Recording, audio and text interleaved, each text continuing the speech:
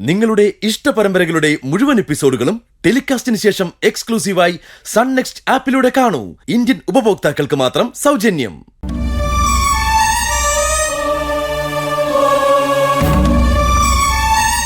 സാറേ, ഇവിടെ അകത്ത് കയറുന്നു. ഇവിടെ ഓടിക്കും സാറേ.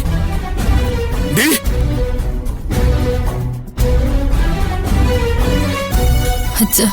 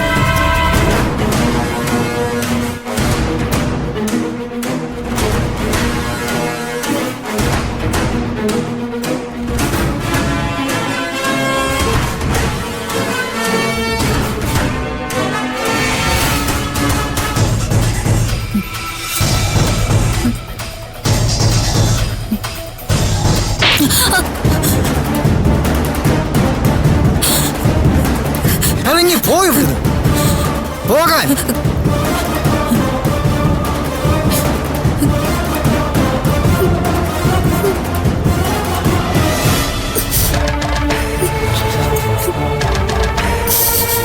നീ ഇവിടെ നിൽക്കുന്ന ഓരോ നിമിഷവും ഞാൻ മറ്റൊരാളായി മാറിക്കൊണ്ടിരിക്കുക. നിയന്ത്രണം വിട്ട് ഞാൻ എന്താ ചെയ്തു പോകുമെന്ന് എനിക്ക് തന്നെ പറയാൻ വയ്യ.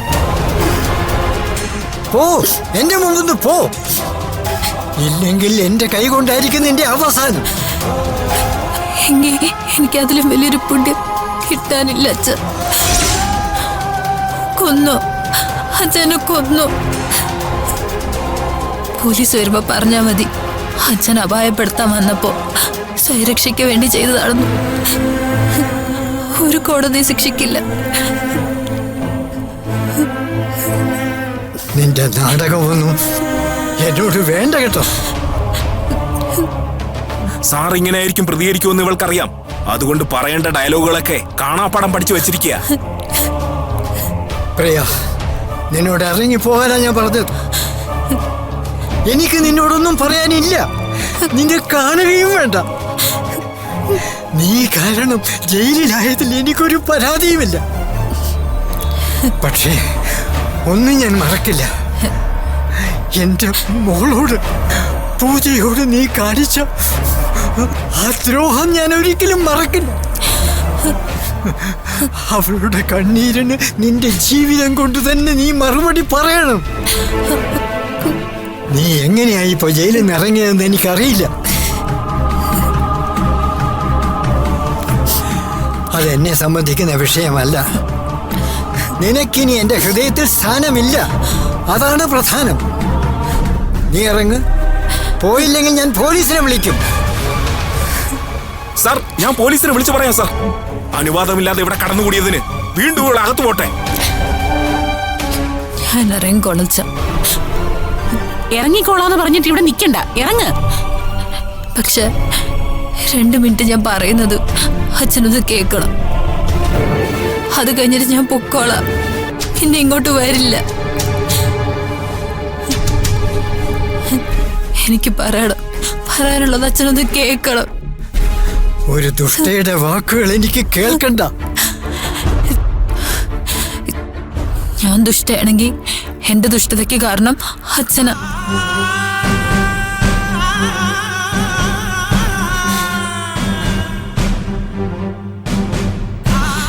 ഞാൻ വളർന്നത് ഈ സ്നേഹസദനത്തില. എന്നെ വളർത്തിയത് അച്ഛനും. എന്റെ സ്വഭാവം ചീത്തയായിട്ടുണ്ടെങ്കിൽ അതിൽ നിന്ന് ഒഴിഞ്ഞേക്കാൻ അച്ഛന് പറ്റില്ല.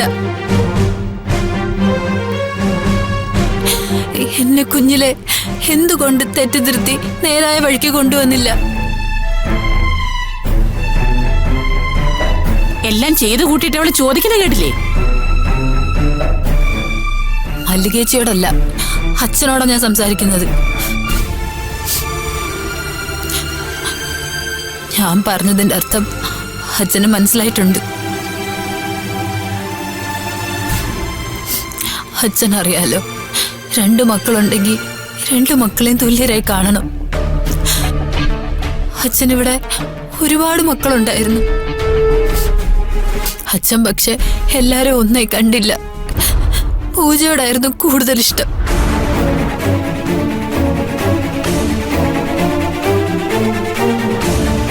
ഇല്ലെന്ന് അച്ഛന് നെഞ്ചിത്തോട്ട് പറയാവോ? ഇപ്പൊ തന്നെ അച്ഛൻ പറഞ്ഞില്ലേ, അച്ഛൻ ജയിലായതിലല്ല പൂജയെ ജയിലാക്കിയതാണ് വിഷമമെന്ന്.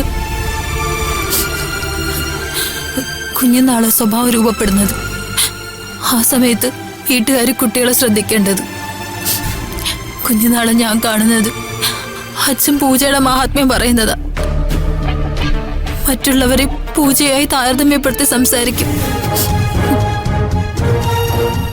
അത് കേട്ട് എനിക്ക് കഴിവുകളൊന്നുമില്ലെന്ന് സ്വയം തോന്നി തുടങ്ങി. പിന്നത് ദേഷ്യായി, തുകയായി, ഇപ്പോഴത്തെ ഈ പ്രിയയായി, ജീവിതം ജയിലുമായി.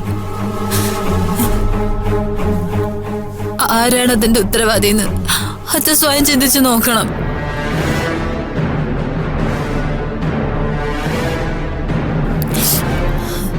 ഞാൻ ഈ അവസ്ഥയിലായെങ്കിൽ അതിനുള്ള കാരണം വളർത്തു ദോഷമാണ് അച്ഛ. എന്നെ വളർത്തിയത് അച്ഛന്. എന്തുകൊണ്ട് എന്നെ അച്ഛൻ നല്ല മോളായിട്ട് വളർത്തിയില്ല?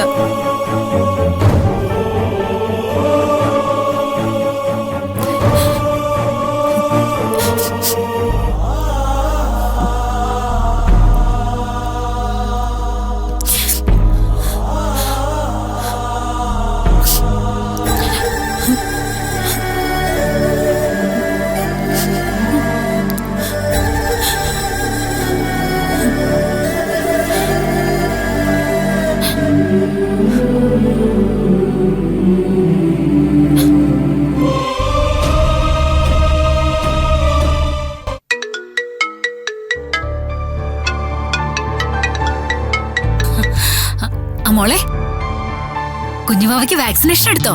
ആ എടുത്തമ്മേ. അമ്മേ, അച്ഛനുണ്ടോ? ഒന്ന് കൊടുക്കാവോ? ആഹാ, അത് ശരി. അപ്പൊ അമ്മയോടൊന്നും പറയാനില്ല, അച്ഛൻ മതിയല്ലേ? അല്ലമ്മേ, ഒരു പ്രധാനപ്പെട്ട കാര്യം പറയാനാ. ശരി ശരി, ഞാൻ കൊടുക്കാം. പൂജമോള, എന്തോ അത്യാവശ്യ കാര്യം പറയാനുണ്ടെന്ന്. ആ അച്ഛാ, ഇന്ന് മോളെ വാക്സിനേഷന് കൊണ്ടുപോയിരുന്നു. ഞാൻ അറിഞ്ഞു മോളെ. അവിടെ ഹോസ്പിറ്റലിൽ വെച്ച് ശ്രീകുമാറിനെ കണ്ടു. ഏത് ശ്രീകുമാർ?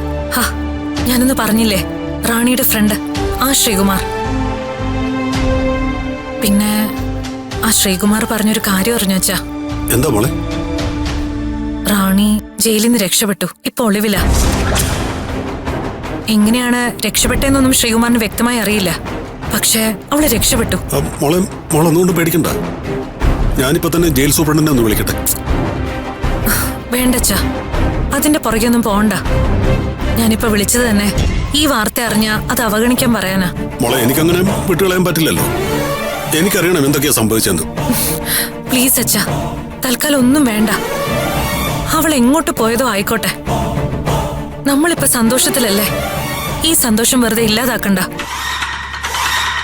ഇനി ഓരോ പ്രശ്നങ്ങളുണ്ടായാ അതൊക്കെ മോളെയും ബാധിക്കും. അവളെ തള്ളിക്കളയാനോ ഉൾക്കൊള്ളാനോ വയ്യാത്തൊരു മാനസികാവസ്ഥയിലാണ് ഞാൻ. മോളെ, എന്തായാലും നീ പറഞ്ഞ് ഞാൻ അംഗീകരിക്കും. ഞാൻ അവളെക്കുറിച്ച് തൽക്കാലം ഒന്നും അന്വേഷിക്കുന്നില്ല. ശരി മോളെ. നന്ദേട്ടാ,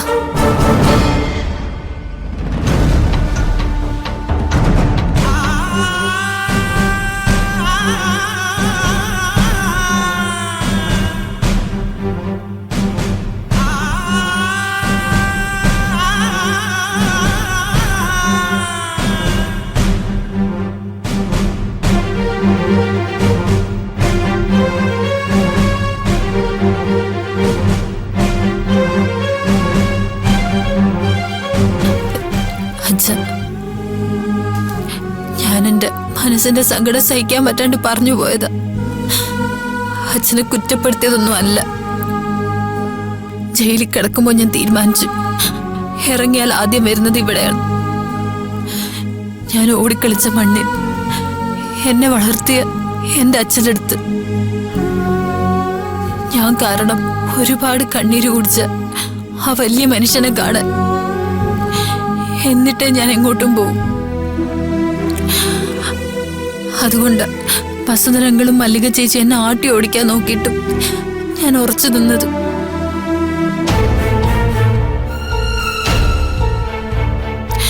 എന്തായാലും ഞാൻ അച്ഛനെ കണ്ടു. എനിക്കത് മതി. ഇനി ചെയ്ത പാവങ്ങൾക്കൊരു പ്രായശ്ചിത്തം.